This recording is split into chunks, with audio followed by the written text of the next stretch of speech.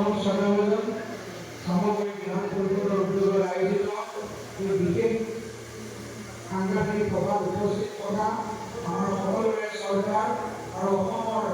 ৰাজনীতিৰ এগৰাকী পৰিগণিত